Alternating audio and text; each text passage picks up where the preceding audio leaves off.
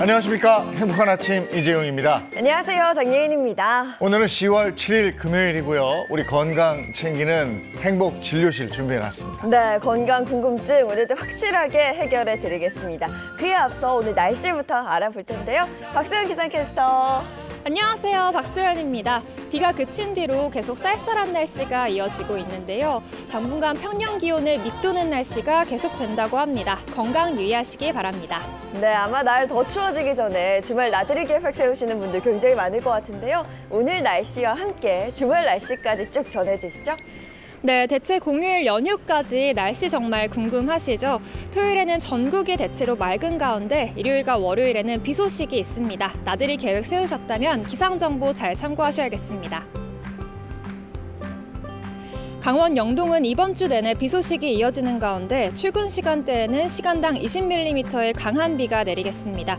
이미 많은 비가 내린 만큼 비 피해 없도록 주의하셔야겠고요. 오늘 밤까지 강원 영동과 경북 북부 동해안에 최고 60mm가 내릴 텐데요.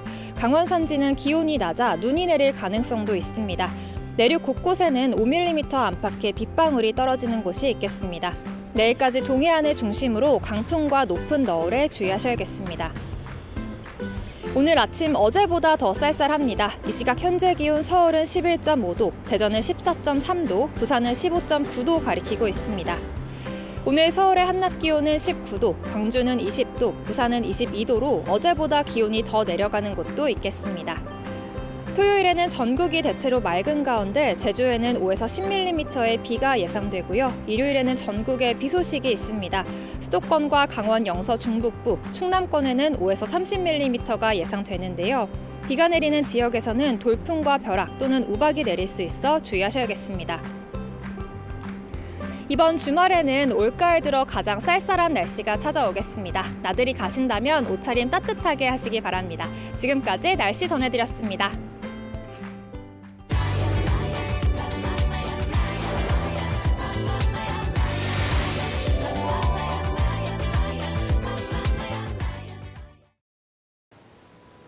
안녕하세요. 요가와 함께 훈훈한 아침을 열어드릴 훈쌤 전세훈입니다. 오늘은 바나나 자세를 배워보도록 하겠습니다. 바나나라는 이름처럼 온몸을 길게 굴곡시켜서 한쪽 측면을 이완시켜주는 쉽고 시원한 자세입니다. 지금부터 배워보도록 할게요.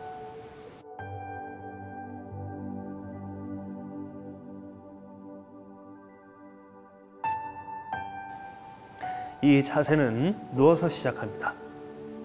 먼저 왼발을 내 어깨 너비만큼 거리를 벌어서 바닥에 놓아줄게요. 오른발을 들어 올려서 왼쪽 발목 위에 포개듯이 올려줍니다. 양손은 머리 뒤로 쭉 뻗은 후에 왼손으로 오른쪽 손목을 잡을게요. 자, 발이 보내진 방향과 똑같이 손끝 그리고 머리를 같은 방향으로 길게 보내줍니다. 고개는 반대쪽으로 돌려서 지평선을 보고 호흡을 할게요. 자, 너무 많은 굴곡을 만들려고 한다면 반대쪽, 오른쪽 엉덩이가 뜨거나 어깨가 뜨는 경우가 있을 겁니다. 엉뚱한 곳이 이완되지 않게 두 엉덩이와 두 어깨를 바닥에 꾹 누른 기준에서만 자세를 취할게요. 호흡이 끝나면 다리와 팔을 중심으로 천천히 이동시키고 손발을 풀어서 누운 자세로 돌아옵니다. 오른발을 어깨 너비 혹은 그 반만큼만 보내고 왼발을 들어서 발목을 포개줄게요. 양손을 쭉 뻗은 후에 이번엔 오른손으로 왼쪽 손목을 잡습니다. 손끝과 머리를 오른쪽으로 이동시켜주고 고개를 왼쪽으로 틀어 지평선을 바라볼게요. 깊게 호흡을 반복한 후엔 팔과 다리 중심으로 이동시키고 손목, 발목을 풀어서 누운 자세로 돌아옵니다. 오늘의 자세는 여기까지입니다. 수고하셨습니다. 나마스테.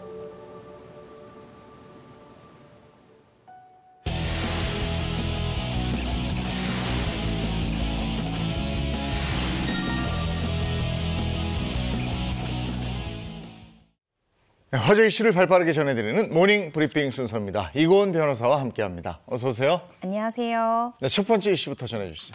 네, 첫 번째 이슈는 여성가족부 폐지, 정부 조직 개편안 확정입니다. 정부가 이 공약사항인 여성가족부 폐지, 또 국가보훈부 승격, 재외동포처 신설 등의 내용을 담은 정부 조직 개편안을 확정했습니다. 어제 행안부에서는 정부 서울 청사에서 브리핑을 열어 정부 조직 개편안을 발표했는데요. 이 안대로 국회 문턱을 넘을 경우 기존 이 18부 4처 18청 체제가 18부 3처 19청 체제로 개편이 되게 됩니다. 정부 조직 개편안은 이 신속한 추진을 위해서 여당 의원의 발의로 이제 시작될 예정인데요. 다만 야당에서는 국가보훈부 승격이나 재외동포처 신설 같은 부분은 찬성을 하지만 여가부 폐지에 대해서는 우려를 표명하고 있는 상황입니다.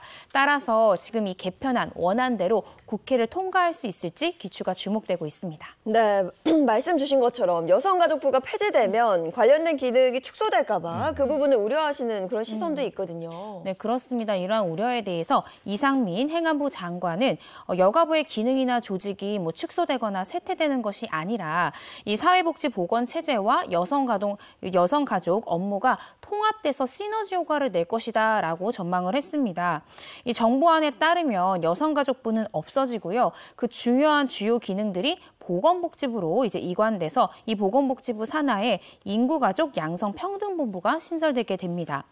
이 새 조직은 인구, 가족, 아동, 청소년, 노인 등 종합적 생애 주기 정책과 양성평등, 또 권익 증진 등의 기능을 총괄하게 되는데요. 다만 이 여성의 고용 기능 같은 경우에는 통합적인 고용 지원 차원에서 고용노동부로 이관되게 됩니다.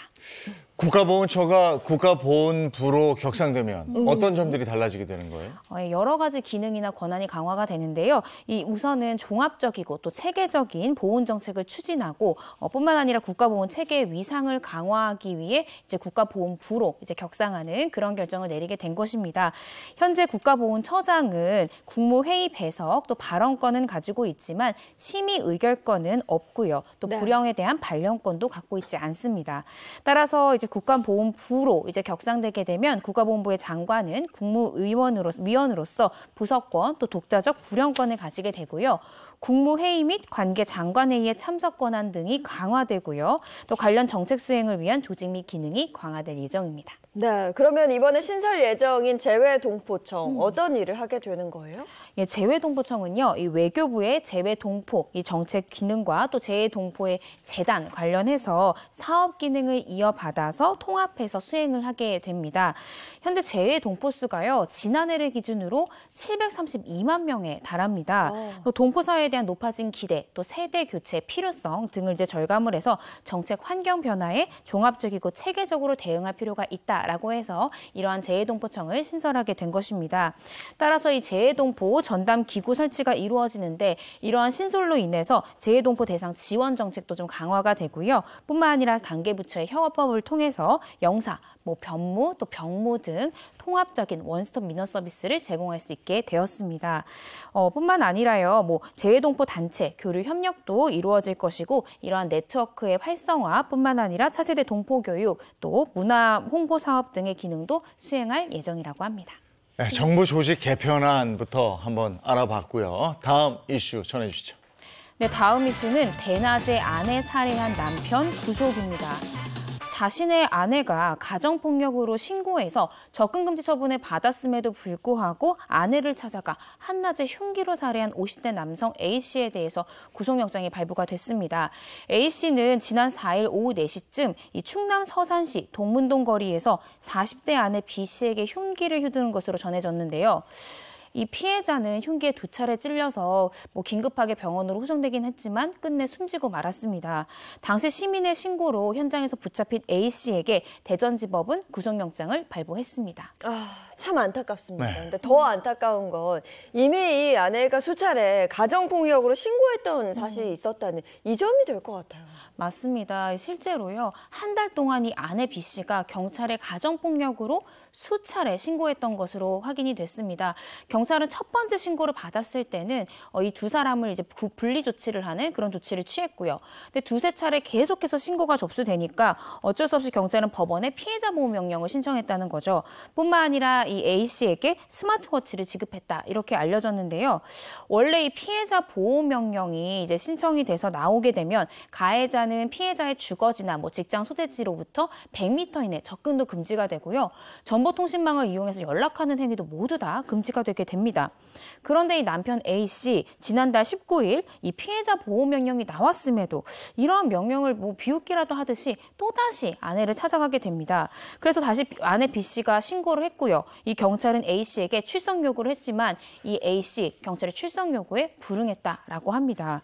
뿐만 아니라 지난 4일 이 A 씨는 아내 B 씨가 운영하는 가게에 찾아가서요. 흉기로 이 본건 범행에 이르게 됩니다. 사건 당시에 참 안타까운 부분이 이 아내 B 씨가 손에 물을 묻혀야 하는 직업이어서 사건이 발생할 당시에는 스마트폰을 손목에서 푼 그런 상태였다고 합니다. 네. 조금 전에 우리가 영상을 봤습니다만 너무 끔찍하죠. 대낮에 도심 한복판에서 이런 일이 벌어졌습니다. 여러 차례 가정폭력에 대한 신고를 했고 이렇게 분리 조치가 이루어졌는데 이런 끔찍한 사건이 일어나고 말았는데요. 이게 진짜 저 피의자 신문 받으러 가기 전에 뭐라고 얘기하던데 무슨 얘기했습니까, 이 피의자? 그러니까 A 씨는요 어제 구속 전 피의자 신문 우리가 소위 이제 구속영장 네. 실질 심사라고 불리는 심사에 참석을 했는데 뭐 슬리퍼 차림에 또 검은색 모자와 상의를 입은 그런 차림새였습니다. 범행 이유와 왜 경찰의 소환 요구에 불응했는지 묻는 취재진의 질문에는 침묵으로 일관을 했고요. 사전에 범죄를 계획했느냐라는 질문에 대해서는 아니다라고 부인을 했습니다. 또 마지막으로 아내와 아이에 대해서 한마디 해라라고 했더니 죄송합니다라는 말만 남겼습니다.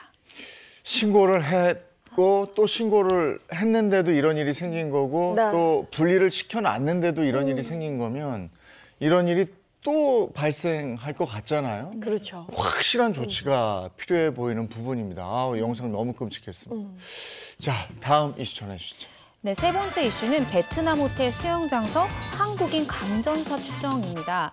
베트남 다낭을 찾은 30대 한국인 여성이 호텔 수영장에서 사망한 사건이 발생을 했는데요. 주 베트남 다낭 총영사관은 현지 시간으로 지난 5일 오후 5시 50분쯤 한 호텔 수영장에서 30대 여성, 한국인 여성이 사망했다라고 밝혔습니다. 이 여성은 수영장에서 의식을 잃은 채 쓰러진 뒤에 구급대원으로부터 응급조치를 받았지만 끝내 목숨을 거두고 말았는데요.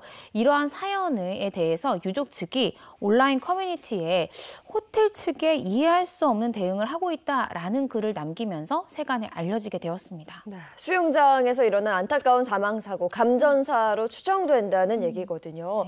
구체적으로 그 상황이 좀 궁금한데요. 이 온라인 커뮤니티에 피해자 그 친오빠 B 씨가 이제 글을 올렸는데요. B 씨가 그 내용을 이제 적은 글에 따르면은 당시 이 호텔에는 이 친오빠 가족들과 피해자 A 씨가 함께 호텔 수영장에 같이 있었다고 해요. 근데 당시 오빠 B 씨의 가족들은 수영장 안에 있었고 이 피해자는 수영장 바깥에 있었는데 A 씨가 이 피해자 A 씨가 수영장 안으로 이렇게 들어가는 계단에 발을 넣는 순간 아! 하면서 이 외마디 비명을 탁 지르고 쓰러졌다는 거죠. 그리고는 이내 의식을 잃었다라고 합니다. 이 논란, 이 친오빠 B 씨의 아내가 A 씨에게 가려고 했지만 뭔가 전기가 흐르는 느낌을 받아서 다른 편 계단으로 올라갔고 이후에 이 A 씨의 상태를 살피기 위해서 A 씨를 만졌는데 전류가 흘렀다라고 합니다. 그래서 어쩔 수 없이 호텔 직원에게 도움을 요청했다고 하고요. 그 후 신고를 받은 이 구급대원이 출동해서 심폐소생술을 했지만 A 씨 끝내 사망했다라고 합니다. 현지 경찰은 정확한 사인과 그리고 이 사건 경위에 대해서 파악 중이다 이렇게 밝혔고요. 아마도 이 수영장 안에 전구에 불이 들어오는 과정에서 전류가 흘렀던 것이 아닌가 이렇게 추정이 되고 있습니다. 그런데 이 과정에서 호텔 직원하고 구급대원이 한 행동이 도대체 이해가 가지 않는다 이런 얘기가 계속되고 있는데 어떤 거예요? 네, 그렇습니다. 유족, 그 친오빠 B 씨의 주장에 따르면요. 구조 요청 10분 후에 이제 이제 구급대원이 오기는 왔다는 거예요. 와서 심폐소생술은 했지만 긴급하게 병원으로 이제 이송을 해야 되는데 왜냐하면 심폐소생술을 해도 전혀 상태가 호전되지 않았다는 거죠. 그럼에도 불구하고 병원으로 이송하는 조치를 취하지 않았다는 겁니다. 그래서 답답해서 이제 10분이 지나서 또 호텔 측에 계속해서 병원으로 옮겨달라라고 요구했지만 호텔 측은 무응답으로 일관했다라는 겁니다. 응급처치에도 A씨의 상태 결국 호전되지 않았고 현장에서 사망 진단을 받게 됩니다. 한 매체에 따르면 사고 당시 나도 같은 호텔에 머물렀다라고 주장하는 누리꾼 진술에 따르면 고인이 당시에 수영장 바닥에 계속 누워 있었다라고 하고요. 호텔 측이 소문을 내지 말아달라라는 얘기를 했다더라라는 내용을 적기도 했습니다. 현재 주 다낭 총영사관은 현지 공항과 정확한 사고 경위에 대해서 조사를 하고 있다라고 합니다. 이거 정말 정확한 사고 경위가 밝혀져야 되겠네요. 네. 예. 오늘 모닝 브리핑 여기까지 하겠습니다. 이고은 변호사와 함께했습니다. 고맙습니다. 고맙습니다.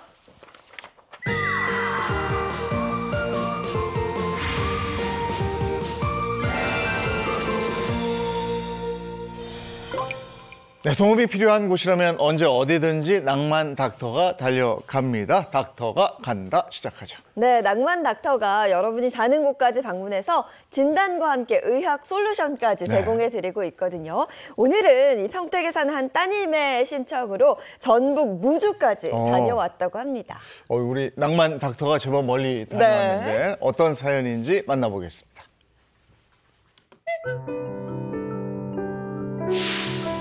안녕하세요. 평택에 사는 49살 주부 박수정입니다.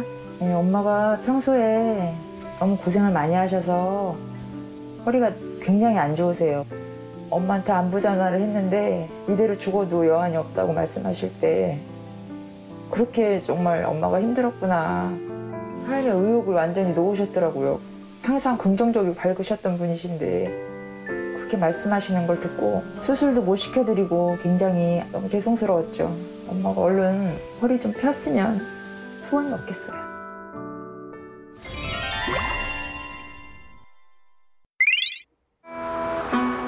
청명한 하늘 아래 정감이 느껴지는 한가로운 시골 마을.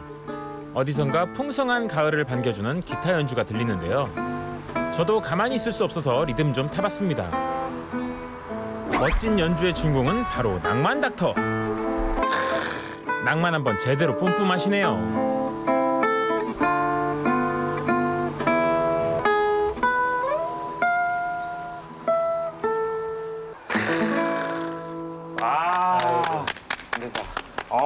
너무 잘 들었습니다, 선생님. 선생님, 근데 왜 평소에 이렇게 기타를 들고 다니시는 거예요? 낭만 닥터가 낭만을 즐겨야죠. 근데 저희가 경치랑 음악에 취해가지고 진행을 해야 되는데 진행을 못하고 있습니다. 당신이 원하면 어디든지 달려가는 낭만 닥터, 닥터가 간다! 네, 안녕하세요. 만능 MC 백호기입니다. 낭만 닥터 정형외과 전문의 정재훈입니다. 반갑습니다. 네, 이곳이 지금 너무 좋지 않나요? 예, 너무 좋습니다. 산세도 너무 좋고 공기도 너무 좋은데 이곳이 바로 전북 무주예요. 오늘 사연의 주인공이 이곳에 있다고 해서 저희가 찾아왔는데 그럼 오늘의 사연 주인공을 지금 바로 만나러 가시죠. 그러시죠. 낭만 닥터, 닥터가 간다! 지금 바로 출발합니다! 이거 챙기셔야죠. 예. 인간 및 물씬 풍기는 낭만 닥터. 닥터가 간다. 지금 시작합니다. 렌즈가 안 났나요? 오늘 찾아간 곳은 전라북도 무주입니다. 이쪽인 것 같은데? 주인공의 집을 찾아갔는데요. 이 집인 것 같은데요? 예. 와, 마늘을. 와, 마늘을 이렇게. 야, 이렇게 걸어놓으셨네. 저희들 옛날 시골에서는 강을 매주 걸어가지고 말리고 그랬는데. 멋있네요. 실례합니다. 반갑습니다. 유성원님이세요? 네. 아이고, 반갑습니다. 정재훈입니다. 예. 연예인 저기 그 가수시네. 네, 감사합니다. 예. 그러니까 목소리가 그래요? 네, 좀 앉으시죠. 어디 허리가 많이 아프시다고 들었는데. 네, 오래도록 서 있질 못하고 걷지를 잘 못해갖고 앉아서만 주로 살아요. 그러세요? 들어가시죠. 들어가세요. 야, 이 장작이 많이 쌓여있네요. 차곡차곡 쌓여있는 장작처럼 오랜 세월을 오순도순 행복하게 살아온 부부. 그런데 아내 유성우 씨의 허리 통증은 두 사람의 모든 것이 달라지게 만들었습니다.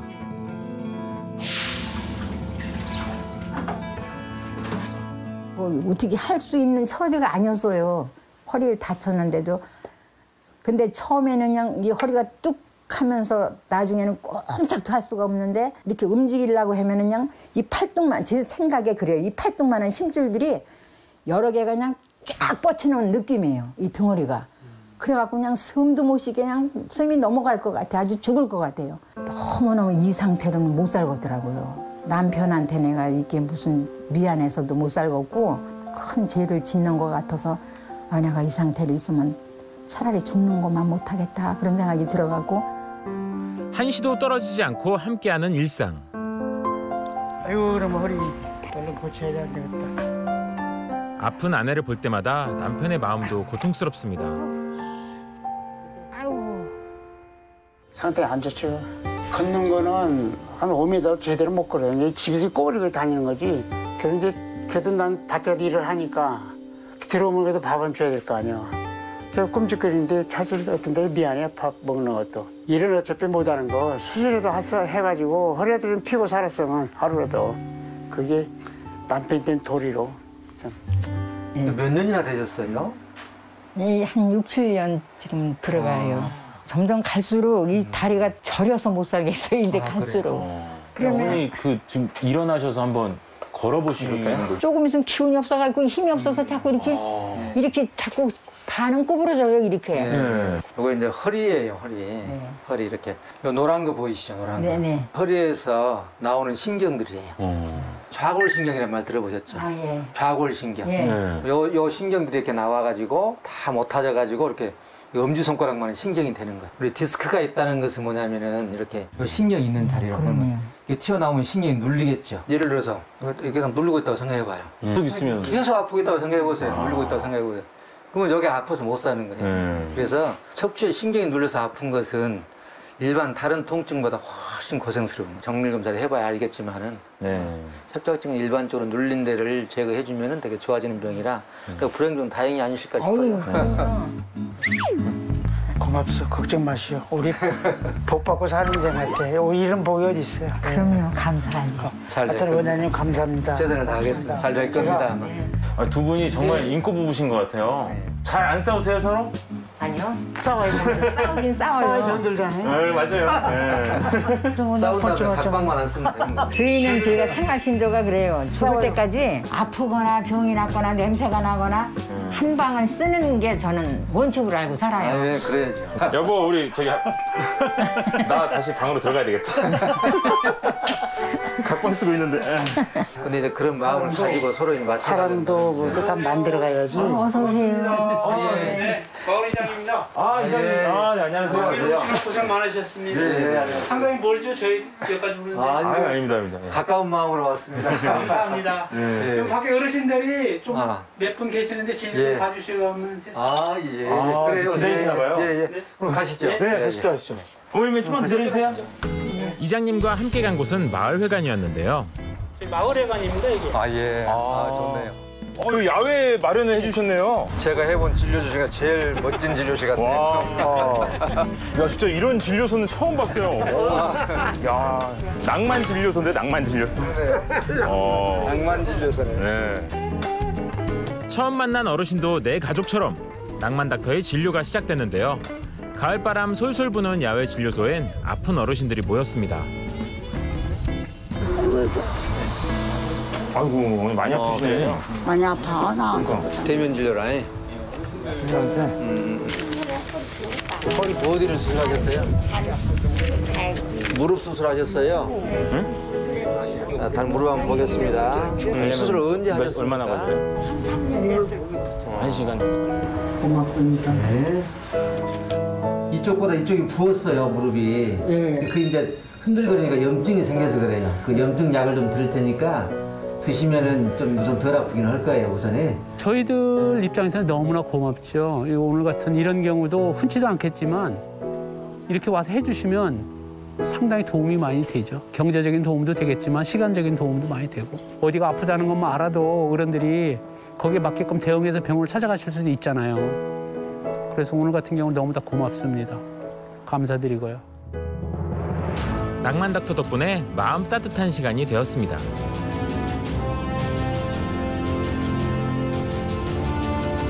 그런데 무주까지 왔다가 이대로 돌아갈 순 없잖아요. 낭만 닥터와 함께 저 만능 MC 백봉기도 비장한 각오로 나섰습니다.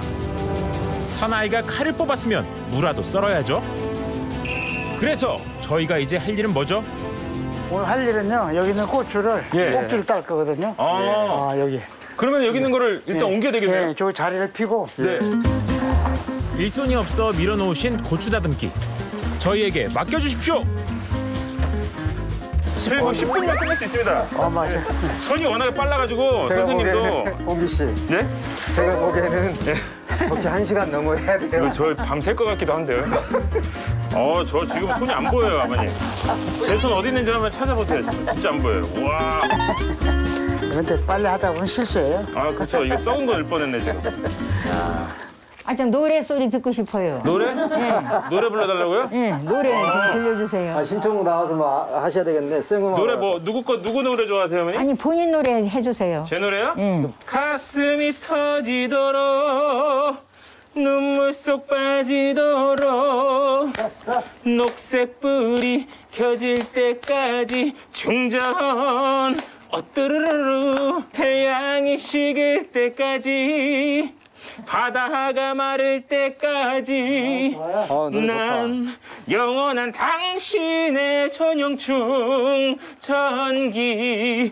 자, 어머님, 아버님 서로 이제 어머님이 배터리고 아버님이 충전기고. 노래 좋으시네. 진짜예요. 우리는 서로가 그렇게 생각해요. 네, 그럼요. 어머니 허리 나으시면은 어디 데이트도 가시고 단풍금도 가고 그러셔야죠. 어디 가시고 싶은 데 있으세요? 한번 얇은 산도 한번 올라가 보고. 허리 딱 삐따면은 동네 한 바퀴 딱 돌아야 돼. 그래야 돼. 딱. 운동을 할 거예요. 우리 마을 사람들, 마을 분들 다 보시라고. 따라와서 이렇게. 아버님의 바람대로 어머니가 그렇게 건강해질 날이 하루빨리 오길 바랍니다. 또 뭐 하세요? 아유, 어머니. 네. 저희들이 할게요. 아유, 어머니 하셔. 어머니 가만히 계세요. 제가 할게요. 아이고, 야, 맛있겠다, 두부. 와.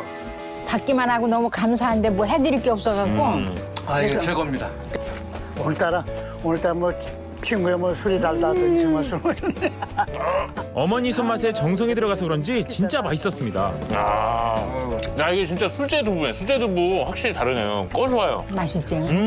막걸리 한 잔. 자, 그럼 저희 어머니 허리 건강을 위해서 건배 한번 하시죠. 제가 어머니 허리 하면은 건강 하면서 짠 하시는 거예요. 자, 어머니 허리 건강! 아이고. 어머니의 굽은 허리가 쭉 펴지고 통증도 없이 이렇게 매일 웃는 날만 이어지면 좋겠습니다. 드디어 진료를 받기 위해 서울병원에 도착했습니다. 평택에 사는 딸도 어머니와 함께했는데요. 수술을요, 좀 엄마 체력이 견딜 수 있을지 많이 걱정이 돼요. 젊은 사람들도 수술하면 힘들잖아요. 몸이 너무 쇠약하셔서. 허리를 제대로 펼 수도 없던 고통스러운 나날들. 대체 통증의 원인은 뭘까요? 통증 협착증으로 네 번째, 다섯 번째 사이가 제일 이제 신경 지나간 통로가 좁아져 있고요. 그 위쪽도 만만치는 않죠. 그래서 두 군데가 좁아져 있고 척추관을 넓혀주는 원래의 사이즈로 만들어주는 그런 작업을 하게 되겠죠. 내시경을 통해서 하기 때문에 근육을 손상시키지 않죠.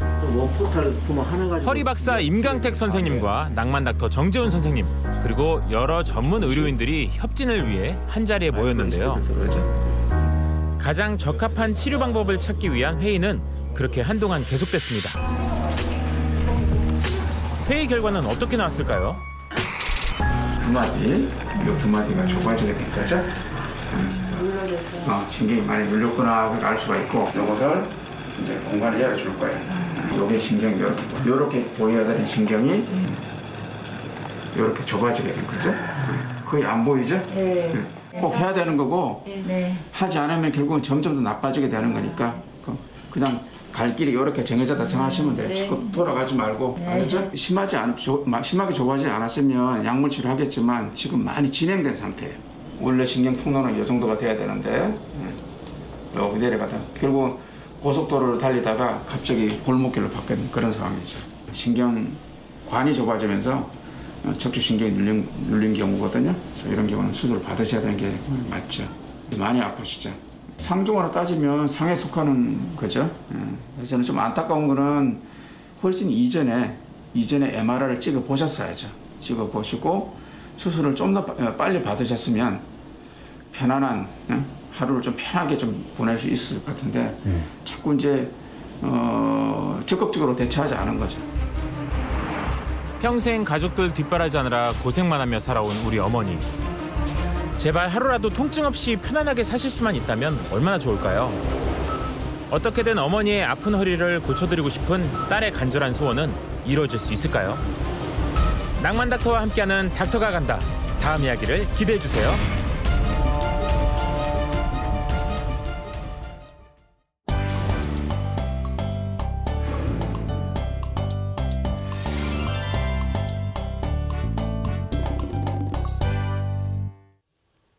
금요일 아침 건강 챙겨보겠습니다. 행복진료실 문 엽니다. 네, 건강 고민 해결해줄 든든한 주치의 선생님들부터 소개해드리겠습니다. 장민욱 신경과 교수, 모사은 한의학 박사입니다. 어서 오세요. 어서 오세요. 안녕하세요. 네, 반갑습니다. 식품생명공학 차은학 박사, 그리고 정형외과 전문의 박정권 의학 박사도 함께합니다. 어서 오세요. 어서 오세요. 안녕하세요.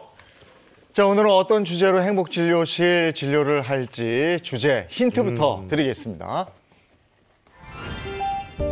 길어진 밤, 고통스럽다인데. 불면증이지? 그죠? 밤에 고통스러운 거, 잠 못 자는 거. 이게 최고죠. 근데 뭐 저희가 원데이 투데이 행복진료실하는 것도 아니고 옆에 딱 보면 오늘 누가 나오셨어요? 정형외과 나왔잖아요. 밤에 뭔가 이렇게 좀 통증, 관절 통증 뭐 이런 거 아니겠어요? 딱 눈치 보면. 차 박사님이 의학 박사신 겁니다. 눈치 박사. 네. 글쎄, 그럴 것도 같고, 그죠? 네. 두 번째 힌트 가겠습니다. 뭐야? 이거 그림, 사진 힌트인데. 이게 보니까, 알겠다. 뭐 파내는 건 그러네요. 캐내는 거. 그러니까 우리가 아픈데 뭘 캐내야 돼. 관절염. 그치. 네. 맞아. 캐내야 되는 거 관절염 아닐까요? 그렇죠. 광고도 있었죠. 그거 맞는 것 같은데. 네. 자, 오늘 주제 뭐예요? 네, 행복진료실 오늘의 주제는요. 캐내야 산다. 온몸 구석구석 관절염입니다. 우리가 다 눈치가 너무 빨라졌어요. 네. 캐낸다. 아주 그냥 말만 들어도 온몸에 관절이 시원해지는 느낌인데, 근데 밤이 길고 밤이 두렵다 뭐 이런 게 있어요. 그렇죠. 그럼 관절염이 밤에 더 증상이 심해진다는 얘기예요? 뭐예요? 네, 일단 퇴행성 관절염이 있는 분들은 특히 밤에 조금 더 통증을 많이 느끼게 되는데요. 얼마 전에 이제 추분이 지나면서 밤이 길어지게 됐습니다. 낮에는 사실 우리가 여러 가지 활동을 하잖아요. 그러다 보니까 이 정신이 좀 다른 데 팔려 있다고 할 수 있겠죠. 통증을 느낄 시간이 좀 상대적으로 부족한데 밤이 되면 어떻습니까? 이제 온전히 나와의 내 시간만 있는 거잖아요. 네. 그러다 보니까 아픈 곳들이 유독 더 도드라지게 느껴지게 되는 것이죠. 이뿐만 아니라 무릎 관절 주변을 살펴보면 밤에 우리가 신체 대사량이 떨어지면서 또 밤에 기온도 떨어지니까 내 몸의 체온 발사를 줄이기 위해서 혈관도 같이 수축을 하게 되거든요.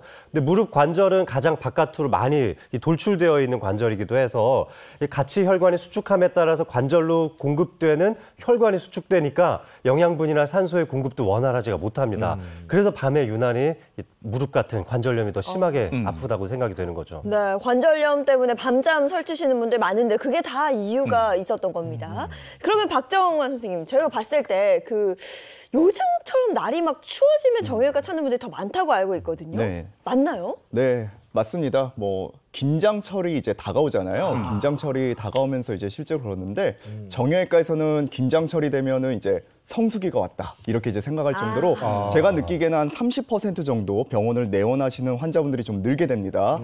김장철 되면 이제 날씨가 추워지잖아요. 추워지면서 이제 안 그래도 관절의 유연성이 좀 떨어지면서 통증도 심해지는데 김장하시면서 또 이제 반복적으로 관절에 좀 무리가 가는 그런 동작들을 많이 하시다 보니까 관절 환자분들이 증가하게 됩니다.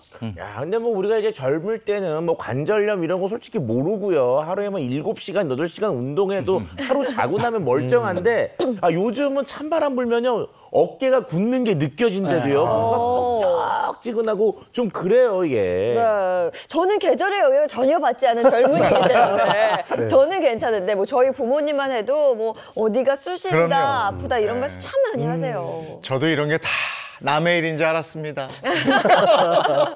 근데 네. 저도 그렇더라고요. 근데 오늘 관절염에 대해서 확실하게 한번 짚고 넘어가겠습니다. 관절염 극복해서 건강 네. 챙기시자고요. 네, 관절염 캐내야 산다. 이게 또 오늘 주제잖아요. 자, 그래서 오늘 온몸 구석구석 아프다고 통증을 호소하시는 관절염을 앓고 계신 특별한 손님이 있다고 합니다. 어떤 분인지 저도 궁금한데 무대로 나와주세요. 누가 오셨는데? 어디 계세요? 아까 분장실에서 못 봤는데. 그러니까. 누구 오셔? 특별한 초대 손님이요? 깜짝이야. 아버님 또 오셨네요. 기대했는데. 참나. 아주 이제 별짓을 다 해요. 우리 다 깜빡 속았잖아요. 김행복 씨. 지금 뭐 문제가 많은 모양이네. 그러니까요. 머릿속에 그냥 저 지긋지긋한 관절염 이렇게 아예 써 계세요. 관절염을 달고 사시는 모양이네. 그런데 워낙 자주 나오시니까 이제 뭐 또 다른 우리의 친구 같은 우리의 동료 같은 느낌이 있는데 딴 것보다 좀 이해가 안 되는 게 풍채가 아주 훌륭한 분인데 빨간색 하이힐을 신으셨어. 이게 왜 갑자기 이건? 근데 요즘 뭐 취향 존중의 시대니까 김행복 씨가 풍채가 좋다 하더라도 이렇게 하이힐 신을 수도 있는 것 같고, 그리고 최근에 영국의 한 항공사에서요 남성 승무원들에게도 자신에게 잘 어울린다면 하이힐 신어도 좋다. 네, 이렇게 허용을 했다고 하더라고요. 뭐 하긴 중세 시대 때는 남자들도 다 하이힐을 신고 다녔다고 그러잖아요. 그렇죠. 뭐 취향 존중의 시대라고는 했으니까 좋으면 신으시는 건데.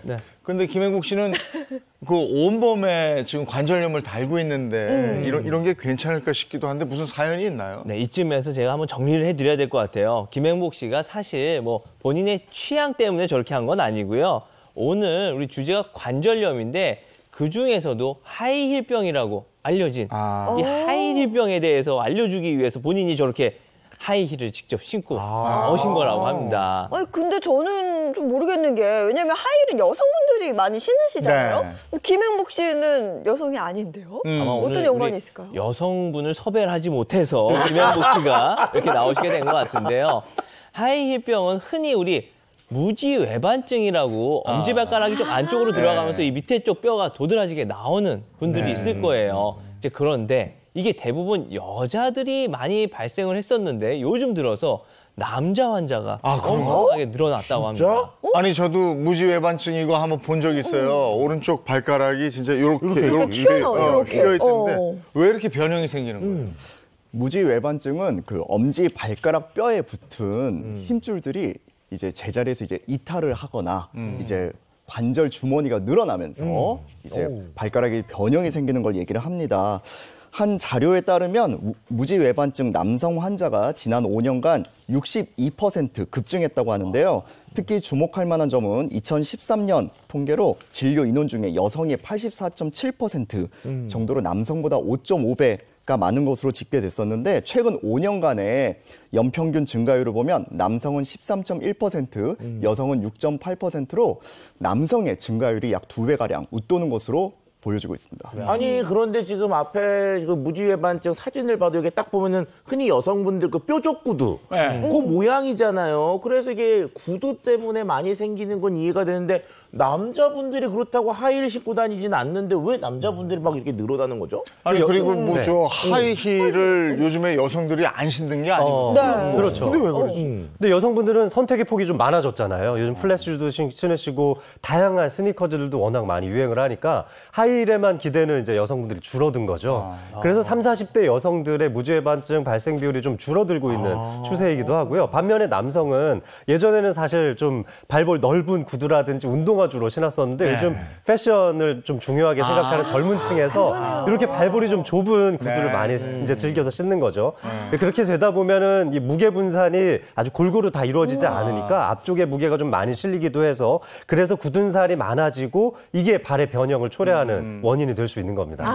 똑같이 이제 발볼이 좁은 구두를 신더라도 아무래도 남성분들이 체중이 더 많이 나가다 그렇죠. 보니까 네. 더 앞으로 많이 쏠리고 그래서 더 무지해반증이 생기는 게 아닌가 이런 생각 들거든요. 네, 정확합니다. 이 남자 같은 경우에는 BMI 지수가 높은 비만인 사람들이 무지외반증에 잘 걸린다라고 알려져 있고요. 특히 무지외반증은 가족력이 있다고 합니다. 그렇기 때문에 가족력이 있는 분들은 신발을 고르실 때도 너무 폭이 좁고 꽉 끼고 뒷굽이 높은 신발들을 피해 주시는 게 좋겠습니다. 그런데 그거야 뭐 아까 뭐 이렇게 날렵한 구두 요거 좀 네. 젊은 친구들이라 그렇지 이 중년 이후에 저 같은 사람들에게 볼 평평하게 슬리퍼 신고 다니고 그러는데 우리는 좀 얘기가 아니지 않을까요, 그게? 이제 이런 트렌드가 나타났던 게 이제 2010년대 중반인데요. 그때쯤에 발표했던 통계 자료가 있어요. 이제 보면은 젊은 층에서 확실히 많이 늘어나긴 합니다. 10대도 당시에 거의 한 40% 가까이 환자가 늘어났고요. 20대는 거의 2배 가까이 100%가 늘어났었고 30대가 70% 그러니까 청소년층 또 중장년층에서 조금 더 많은 비율이 늘어나긴 했는데 당시 조사에서 가장 높은 연령층이었던 70대도 발생 비율이 약 80% 가까이 늘어난 걸로 조사가 됐었어요. 그게 아무래도 좀 고령화 사회에 진입하고 있고 건강에 대한 관심이 많아져서 그냥 변형된 채로 좀 사셨던 분들이 이제 적극적으로 병원을 찾으면서 이것도 무지외반증이구나라고 이제 진단을 받기 시작하면서 이 좀 노년층에서의 발생 비율도 높아졌다고 보고 있습니다. 그때 그 연령층도 그때 요렇게 신었어요. 멋쟁이 예전에 네, 아들과 딸인가 드라마 봐요. 네. 백일섭 씨가 하얀 백구두 신고 목에 볼이 이렇게 돼 있다고. 그렇죠. 그분들이 지금 7, 80 되신 거예요. 맞습니다. 근데 그거 신고 막 걸어 다녔으면 그럴 법한데 이분들이 문제는 아파도 참는다고 병원을 안 가요. 네. 근데 이게 심할 경우에 증상이 어때요? 실제 환자분의 사진을 보시면 아마 좀 놀라실 텐데요. 사진 보시겠습니다. 엄지발가락이 두 번째 발가락을 밀어서 두 번째 발가락이 빠져버린 환자분이었어요. 67세 여성분인데 시장에서 생선 장사하셨던 분이시거든요. 항상 좀 쪼그려 앉아있고 불편한 좀 장화를 신고 계속 일을 하시다 보니까 언젠가부터 이제 발가락이 휘었는데 그냥 바쁘시니까 뭐 병원도 안 가시고 그렇게 지내시다가 이제 발가락 통증이 너무 심해져서 병원을 오셨을 때 저런 상태였습니다. 네, 두 번째 발가락이 밀리면서 빠질 정도면 그 통증이 어마어마했을 텐데요. 무지외반증 수술을 많이들 하지 않나요? 네, 무지외반증 이제 수술을 하기도 하는데 주의하셔야 될 거는 합병증들이 좀 있어요. 그래서 관절 운동이 좀 제한이 된다거나 발가락 길이가 좀 짧아지기도 하고요. 그 뼈를 교정했던 부위가 좀 안 붙는 그런 혹은 잘못 붙는 부정유합이나 이제 너무 과하게 교정을 하면 이제 무지내반증이라는 증상이 생길 수도 있고 수술 후에도 관리가 잘못되면 다시 외반증이 재발하기도 하기 때문에 본인에게 맞는 적절한 치료를 받으셔야겠습니다.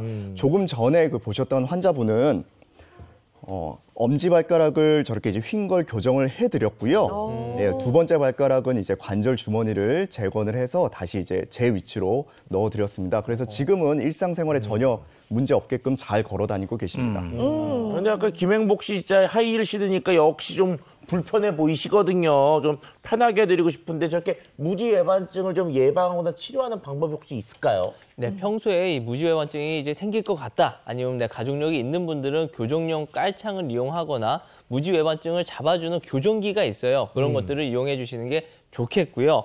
우리 일단 발볼이 좀 넓고 편안한 신발을 신어주시고 우리 김행복님 안 그래도 나 무지외반증 없는데 오늘 저 하이힐 너무 오래 신고 있어서 무지외반증 걸릴 것 같다고 하시거든요. 네. 박사님 아까 신발 다 그쵸. 준비하셨죠? 제가 준비를 아까 했는데 오늘 몰랐는데 김행복 씨 이렇게 보니까 저하고 되게 비슷하게 닮았어요. 얼굴. 이게 어떻게 신습니까? 이런 거 이거 벗고요. 아유 제가 편안한 신발로 그래. 드렸습니다. 저런 거 신어야지. 그렇죠. 우리가 보기에도 편안해 보이잖아요. 보는 사람도 마음이 뭔가 편안한 기분이. 김행복 씨 체중도 많이 나가시는 것 같습니다. 저렇게 신어야죠. 네. 자, 그래서 저희가 하이힐병이라고 네. 불리는 무지외반증 알아보기 위해서 김행복 씨가 이렇게 또 오늘 하이힐을 처음으로 신어봤습니다. 그리고 또 곳곳에 물음표가 붙어 있는데 네. 이게 다 관절 쪽 부위잖아요. 그렇죠. 손가락도 있고. 어느 거부터 손을 봐드릴까요? 네, 뭐 다음으로 소개해드릴 부분 아마 TV 지금 시청하고 계시는 여성분들, 특히 네. 이제 50대 이상의 주부님들이 크게 크게 공감할 수 있는 그런 부위입니다. 그렇죠. 일반적으로 우리 어머님들 그러면 역시 뭐니 무릎 이런데 무릎은 막상 없어요. 그렇죠. 그런데 여성분들 어머님들 그러면 아마 제가 봤을 때 역시 손 쪽이 그렇죠. 이런 생각을 해보거든요. 아무래도 집안일 많이 하시는 경우가 있고 또 육아하다 보면 이 손이 저리고 막 아프다 이렇게 표현하시는 분들 굉장히 많거든요. 아무래도 손일 것 같은데 제가 그러면 한번 보도록 하겠습니다. 자, 손가락은 그치. 손가락과 손목 관절염이 있네요. 손가락 아프고 그러면 정말 콕콕 쑤시고 힘들 텐데. 근데 저게요. 류마티스 관절염 생각이 탁 나는데 류마티스 관절염하고 퇴행성 관절염하고는 어떻게 다른 거예요? 되게 이제 손가락에 발생하는 관절염은 크게 3가지 정도로 말씀드릴 수가 있는데 첫째는 뭐 지금 말씀해 주신 퇴행성, 그리고 둘째는 이제 류마티스가 있고 세 번째로는 일과성 또 관절염도 있습니다. 먼저 퇴행성 관절염 많이 쓰니까 뼈와 뼈 사이 연골이 닳아지면서 염증이 발생하는 것이고요. 일과성 관절염이라는 거 아마 스마트폰 많이 쓰시는 분들 좀 경험했을 거예요. 문자 많이 쓰다 보면 엄지손가락이 좀 아프기도 하잖아요. 이렇게 일시적으로 좀 과도하게 많이 사용했을 때 생기는 그런 관절염이고 류마티스 관절염은 면역체계 이상으로 인해서 자가 면역성으로 나의 활액막을 공격하면서 생기는 염증이라고 볼 수 있습니다. 네, 그러면 퇴행성 관절염이랑 류마티스 관절염이랑 증상에도 뭐 차이가 있을까요? 네, 일단 두 증상 모두 아침에 일어났을 때 좀 손이 뻣뻣한 느낌들, 또 붓고 뭐 시리고 이런 느낌들이 비슷하긴 있는데 류마티스 관절염이 일단 이 조조광직이 조금은 더 심합니다. 그리고 관절염이 이제 생기는 부위, 통증이 주로 생기는 부위가 좀 많이 다른데요. 일반적인 퇴행성 관절염은 요 손가락 끝마디가 많이 아프고요. 류마티스 관절염은 저렇게 조금 더 그 밑에 있는 큰 관절이 많이 아파요. 그리고 퇴행성 관절염은 내가 많이 사용한 곳이 주로 아픈데 류마티스 관절염은 양쪽이 대칭적으로 같이 아픈 특징이 있습니다. 아니 그런데 이제 손이 좀 아파가지고 정형외과를 몇 번 가봤던 저는요. 물어보면은 어떻게 해야 됩니까? 그러면 손은 그냥 좀 두시면 돼요. 이렇게 얘기하거든요. 치료법이 뭐 따로 없는 것 같은데 혹시 이거는 따로 있나요? 맞습니다. 그 관절염의 종류가 퇴행성이든 류머티즘이든 이제 손가락 관절염 같은 경우 이제 손가락을 우리가 뭐 바꿀 수는 없잖아요. 그래서 아껴 쓰는 게 이제 가장 좋은 치료법입니다라고 이제 저도 말씀을 드리고요. 환자분 사진을 한번 보면서 예를 들어서 설명 좀 드려보도록 하겠습니다. 손가락 많이 휘셨죠? 어떻게 이분이 60대 여성분이신데요. 그 공사장에 우리 식당 있잖아요. 흔히 한바집이라고 하는 그 식당을 이제 직접 운영하셨던 분인데 음식 맛이 바뀌면 안 되니까 본인이 직접 모든 반찬을 이제 손으로 만드셨던 거죠. 그러시다 보니까 이제 손가락이 저렇게까지 휘어졌고 이제 병원에 왔을 때는 저렇게 엑스레이상에서도 되게 심한 상태였습니다. 손가락이 저렇게 될 때까지 일을 하셨으니까 돈도 많이 버셨어야 되는데 그 관계는 손가락이 나타나질 않으니까. 근데 정말 힘들고 저 정도 되면 통증도 심하지 않습니까? 네. 그래서 이제 실제로 저분은 이제 2년 정도 제가 이제 주사 치료도 하고 약물 치료도 했는데 이제 계속 반복되는 거죠. 그래서 이제 어쩔 수 없이 이제 식당도 그만 접으시고 이제는 손가락을 치료하셔야겠다 해서 이제 다시 오셨었고요. 가장 불편했던 이제 2번째와 3번째 손가락 중간 마디를 수술을 진행했습니다. 그래서 이제 2번째 손가락은 보시면 이제 관절을 붙이는 유합술을 제가 진행을 해드렸고요. 3번째 손가락은 이제 어느 정도 움직여야 되기 때문에 인공관절 치환술을 시행해드렸고 지금은 이제 손가락 모양도 많이 반듯하게 예쁘게 됐고 일상생활이 가능한 정도까지 회복이 되었습니다. 네, 잘 회복이 됐다니 정말 다행입니다. 그리고 요즘 생각해보면 우리가 컴퓨터로 작업을 워낙 많이 하잖아요. 손목 관절염도 굉장히 심한 분들 많을 것 같아요. 네, 이 손목은 우리 몸에서 가장 좀 작은 관절 중에 하나인데 이 뼈 자체가 좀 가늘고 얇아요. 그래서 살짝 넘어졌을 때 손 잘못 짚으면 또 쉽게 부러지기도 하죠. 우리 몸에서 가장 많은 골절이 발생되는 부위이기도 합니다. 게다가 여기를 이루고 있는 여러 가지 뼈들도 굉장히 작거든요. 게다가 여기에는 혈관과 각종 신경과 인대들이 많이 지나다니기 때문에 이 치료에도 굉장히 세심한 관리가 필요하기도 합니다. 하지만 이제 종종 이 손가락이나 손목의 변형까지도 이 관절염 때문에 많이 발생할 수도 있어서 수술적 치료에 있어서도 상당히 어렵고 치료 후에도 스스로 계속 관리를 해줘야 되는 거죠. 특히 요즘은 운동을 하시는 분들이 많다 보니까 운동을 즐기다가 관절염이 손목 쪽에 이제 발생해서 오시는 분들이 많으신데요. 사진을 함께 보시면 이제 이 환자분은 이제 70대 분이신데 테니스, 헬스, 골프 뭐 운동 다 좋아하세요. 그런데 이제 운동을 하다 보니까 체력은 되게 좋으신데 오히려 손목 관절은 저렇게 망가진 상태가 된 거죠. 결국 이제 손목 부위가 어느 정도 이제 운동 범위가 제한이 생기고 약물 치료와 주사 치료를 해서 어느 정도 이제 통증이 잡힌 상태에서 잘 지내시고 계십니다. 그렇군요. 손가락이나 손목은 이거는 우리가 많이 쓰기 때문에 그렇죠. 더 철저히 관리를 해야 될 것 같아요. 네. 근데 듣다 보니까 관절염은 까도 계속 나온 양파 같아요. 네. 부위도 굉장히 다양하고 통증도 심한데 그렇다 보니까 많은 분들께서 어떤 질환보다도 관절염이 궁금하다 이렇게 생각하실 것 같아요. 그래서 오늘 관절염에 대한 모든 것 Q&A로 준비를 해봤습니다. 하나하나 한번 퀴즈로 풀어보죠. 네, 시청자분들께 미리 관절염에 대한 궁금증을 들어봤습니다. 바로 한번 사연부터 만나볼게요. 안녕하세요. 저희 남편은 60대 중반인데요. 건강 염려증이 아닐까 싶을 정도로 본인의 건강을 정말 끔찍히 챙기는 편입니다. 관절 건강을 잘 챙겨야 한다면서 삼시세끼 사골국에 도가니탕은 기본이고요. 이번엔 또 어디서 듣고 왔는지 관절에는 식초가 좋다면서 음료 마시듯이 마셔야 됩니다. 이대로 둬도 괜찮을까요? 많은 사연 보내주셨습니다. 근데 저도 어머님이 어렸을 때 사골국, 옅은 페네지라고 많이 주셨는데 네. 어머니의 정성으로 아직 괜찮은 것 같아서 저는 옵니다. 그게 뭐 너무 많이 드실 필요는 없는데 건강하면 뼈도 좋은 거니까 그 정도는 뭐. 차은우 박사님은요? 제가 봤을 때는 당연히 X죠. 우리가 일반적으로 뭐 무릎 아프면 아유 도가니가 안 좋아 도가니탕이나 먹으러 간다 이거 아니거든요. 그리고 식초는 먹어봐야 우리 몸속에 들어와서 다 중화가 돼가지고 별 효과가 없어요. 당연히 X입니다 이거는. 저도 X. 왜냐면 저는 사골국을 정말 짜게 먹습니다.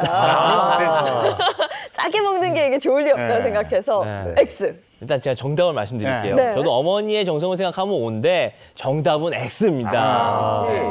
사실 우리 사골을 그냥 팍 우려내서 뼈를 이제 확 우려내서 먹으니까 칼슘이 많겠다 생각을 하시는데요. 사실 칼슘이 그렇게 많지는 않습니다. 해석하기에도.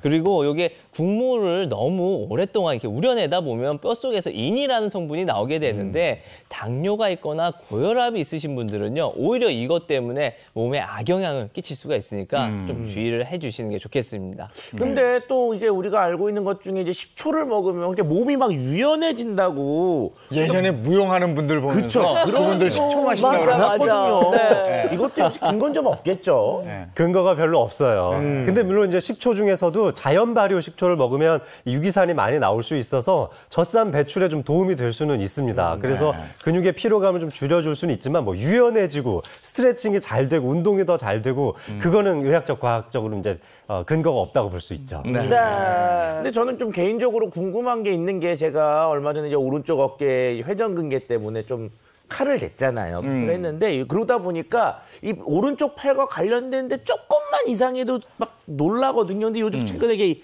팔꿈치 여기가 좀 뻐근한 느낌이 있는데 이거 좀 괜찮은지 모르겠어요. 아니 그러니까 보니까 김행복 씨도 팔꿈치에 이렇게 물음표가 있거든요. 어딘가 안 좋으신 것 같은데 한번 보도록 하겠습니다. 팔꿈치 관절염. 팔꿈치 관절염이 발생하면 글쎄 어떤 증상이 나타나요? 네, 흔히 팔꿈치 하면 대부분 테니스 엘보 많이 생각하시는데요. 팔꿈치도 퇴행성 관절염이 잘 생길 수가 있습니다. 물론 여긴 체중의 부하를 받는 것이 아니니까 무릎만큼 아프진 않지만 어찌된 통증이 있고요. 팔꿈치 관절염이 생기게 되면 일단 이 가동 범위가 좀 제한을 받아요. 잘 안 구부러진다거나 쫙 펴지지가 않습니다. 그리고 통증이 생기게 되고요. 이쪽 염증으로 인해서 이 척골신경 지나가는 부분에 좀 이상이 생기게 되면 이 4, 5지, 4번째, 5번째 손가락에 힘이 안 들어가고 물건을 자꾸 이렇게 꽉 잡을 수가 없으니까 놓치게 되는 증상들이 생기게 됩니다. 차 박사님도 골프 운동 좋아하시잖아요.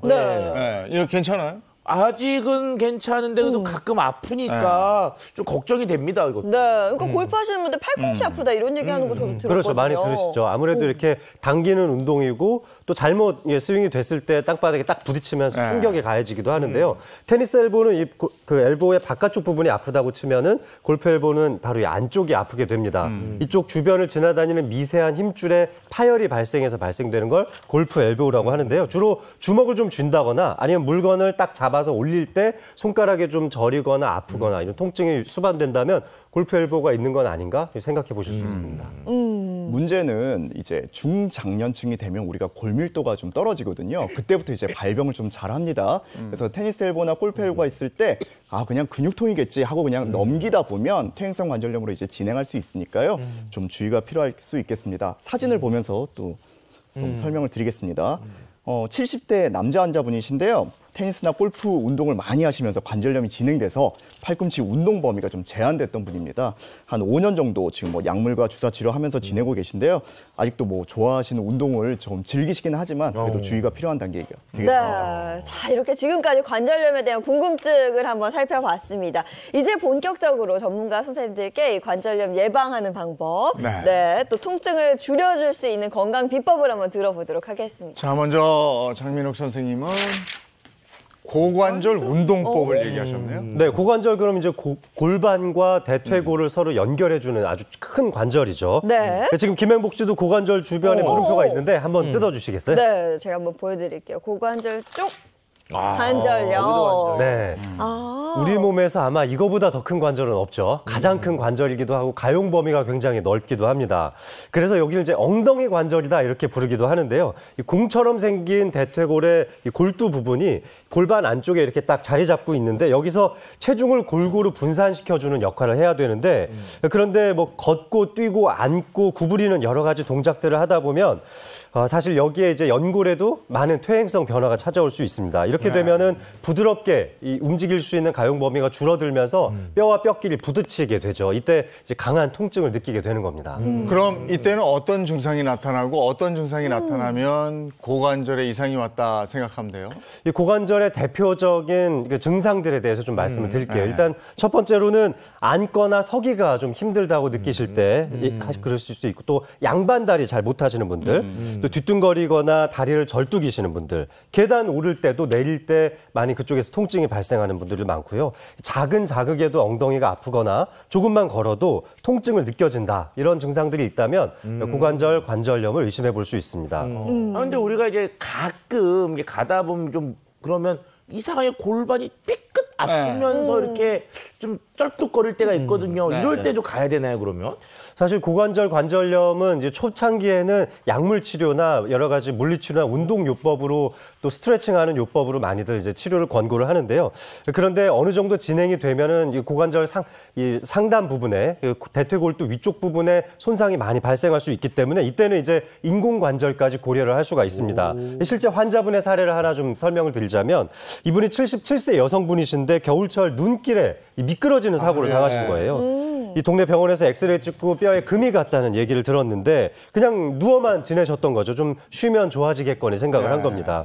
다행히 뼈는 붙었는데 관절염이 계속 진행이 됐고 또 워낙에 고령인데다가 관절 손상이 너무나 심해지니까 부득이하게 나중에는 오른쪽 사진처럼 인공관절 치환술을 실시할 수밖에 없었던 거죠.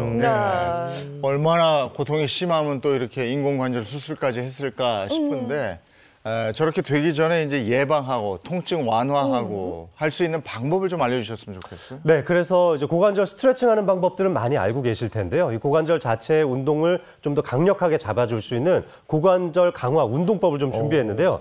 예님 심리 한번 도와주시겠어요? 네. 네. 저는 이 폼롤러만 보면 참 속으로 재밌는 게 제가 샀거든요. 집에 어디 있는지 모르겠어요. 사용을 못하고 계시는군요. 자, 신발을 벗고 여기에 이제 매트 위에 한번 누워보겠습니다. 먼저 이 폼롤러의 위치가 굉장히 중요한데요. 편안하게 무릎을 구부리고 이렇게 앉아주세요. 뒤로 두고? 네, 그렇습니다.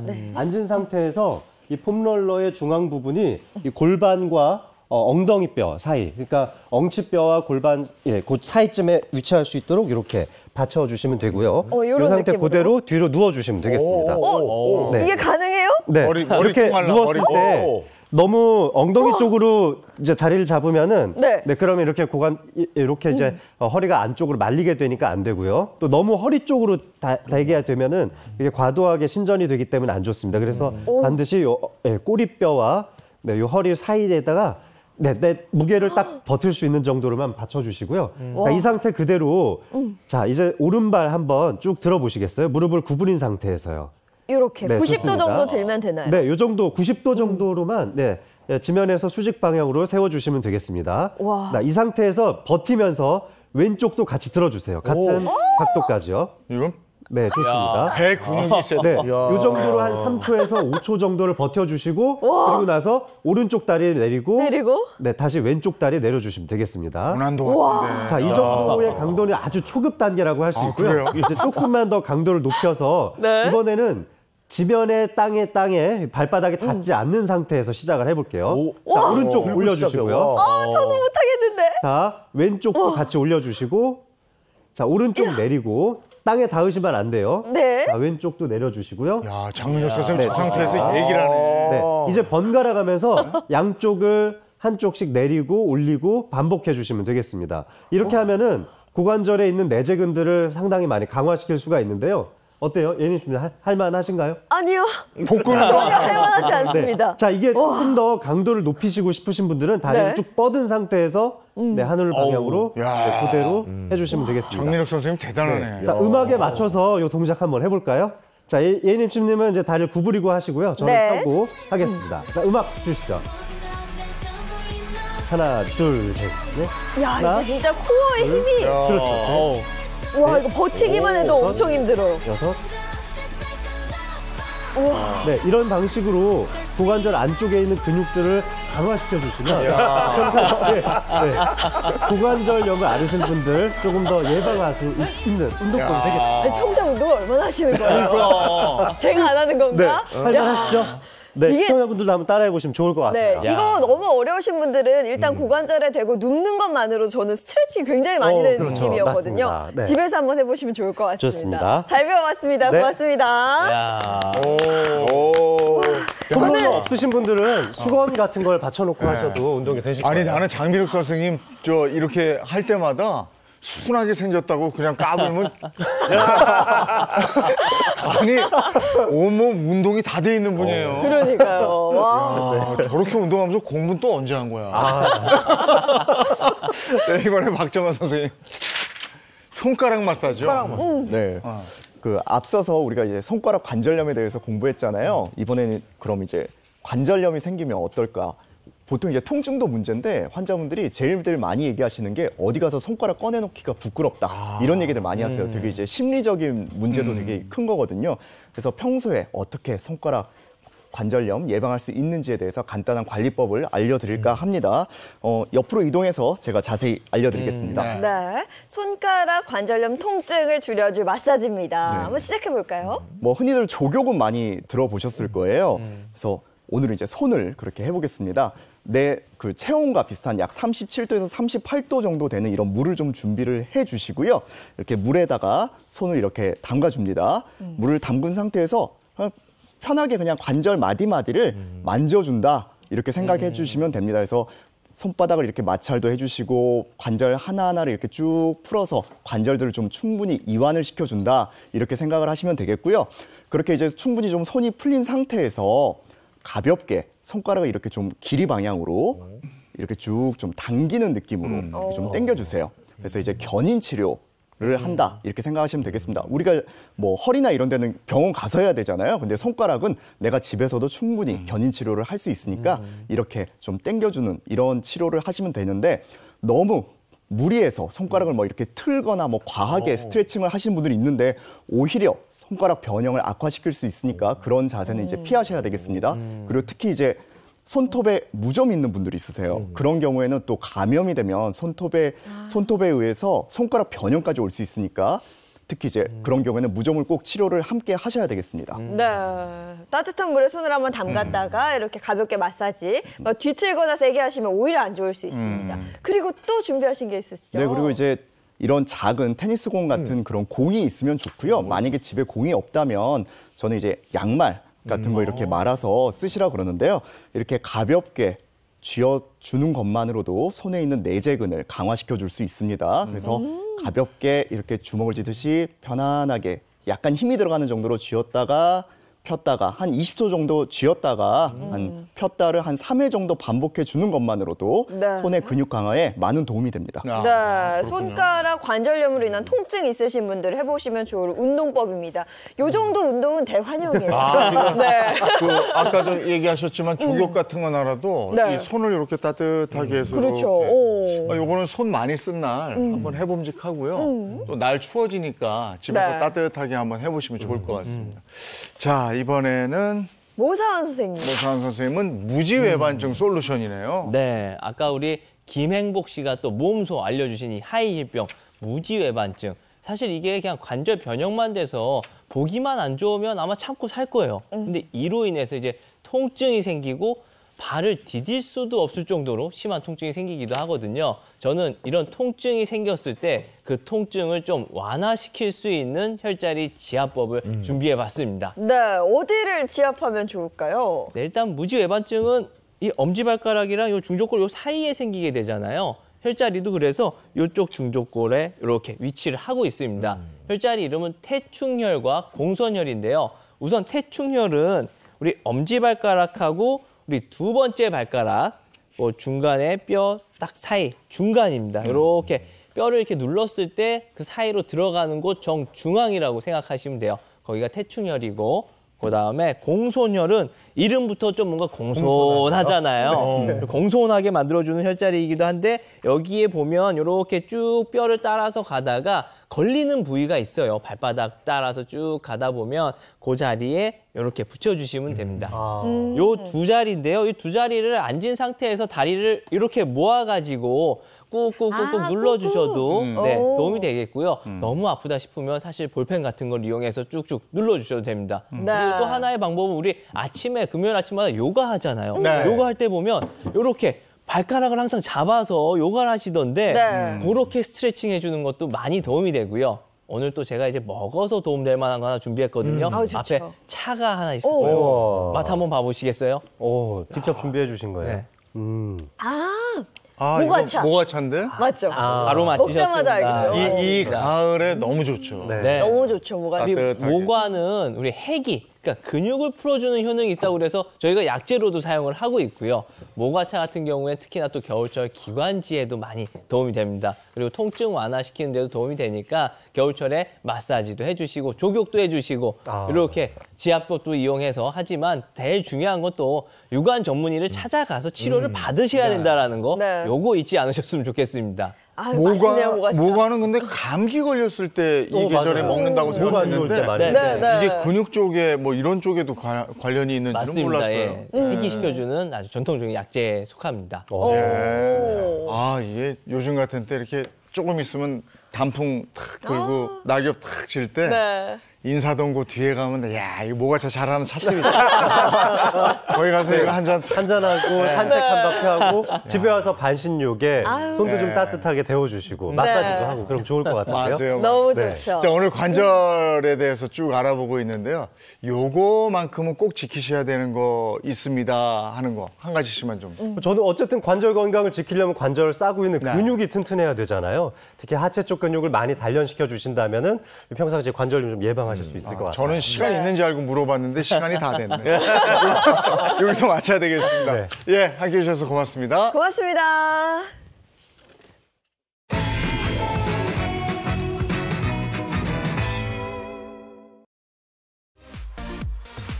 서해가 아름다운 부안 곰소마을에서 제14회 곰소젓갈 발효축제가 10월 7일부터 9일까지 3일간 개최됩니다. 올해는 기존의 평범한 젓갈축제에서 벗어나 다양한 볼거리를 준비했다고 하는데요. 맛보기를 비롯한 다채로운 부대 공연과 150여 대 캠핑 마니아들과 함께하는 버스킹 공연, 또 화려한 불꽃놀이가 행사를 찾는 이들에게 즐거움을 더해줄 예정입니다. 이번 축제는 코로나19로 지친 국민들에게 삶의 여유와 휴식을 제공하고 나아가 곰소젓갈 상권 활성화로 이어질 기대를 모으고 있는데요. 부안 곰소마을에서 다가오는 김장철 준비와 함께 올가을 여행의 추억까지 만들어 보시기 바랍니다. 곰소젓갈 축제 놀러 오세요. 많이 오세요. 다음 소식입니다. 부산, 경남 이 6개 지자체가 한자리에 모였습니다. 낙동강을 중심으로 교통, 문화 교류가 활발한 이들 지역은 이 낙동강 권역의 문화관광 자원화 사업을 공동으로 벌이기로 합의했습니다. 자세한 내용 영상을 함께 보시죠. 경남 양산시와 부산 사상구 등 낙동강을 낀 부산, 경남 6개 지자체장들이 한자리에 모였습니다. 낙동강을 매개로 하는 문화와 관광, 경제, 환경 문제를 공동 해결하기 위한 협의체를 구성하기로 하고 협약서에 서명했습니다. 협의체는 오는 11월 실무 추진단을 구성하고 구체적인 공동 협력 사업을 발굴합니다. 생태 탐방성과 수상 레저 같은 관광 자원화 사업도 추진합니다. 낙동강과 관련이 있는 그 부서들에 대해서 어떤 문제에 대한 해결 방안이라든지 규제 개선 방안이라든지 이런 전체적인 방안에 대해서 다 논의를 할 예정입니다. 시장과 구청장 6명은 협약식 후 양산 황산공원을 둘러보며 미래 청사진을 그렸습니다. 6개 지자체의 인구는 약 180만 명. 교통, 생활권이 겹치거나 주민 교류가 활발합니다. 이번 협약으로 지역 경제에 한층 활기를 불어넣고 도시 간의 상생 구조를 만들 것으로 기대됩니다. 낙동강을 매개로 해서 힘을 합친다면 충분히 낙동강을 자원화해서 관광 상품으로 만들어낼 수 있다. 앞으로 잘 발전해 나갈 수 있는 큰 아마 동력이 될 것이다. 이렇게 생각을 합니다. 부산, 경남의 젖줄인 낙동강. 지구촌이 주목하는 생태 관광지로 변신할지 관심이 쏠립니다. 채널A 배영진입니다. 오늘 금요일이고 지난주에 이어서 또 연휴네요. 네, 많은 분들이 오늘부터 설레지 않을까라는 생각이 드는데 이번 주말도 연휴 행복하게 보내시기 바랍니다. 좋은 하루 보내시고요. 저희는 내일 아침 아니죠. 다음 주 월요일 아침 7시 30분에 돌아오겠습니다. 네, 행복한 아침, 행복한 하루, 그리고 행복한 연휴 보내십시오. 고맙습니다. 고맙습니다.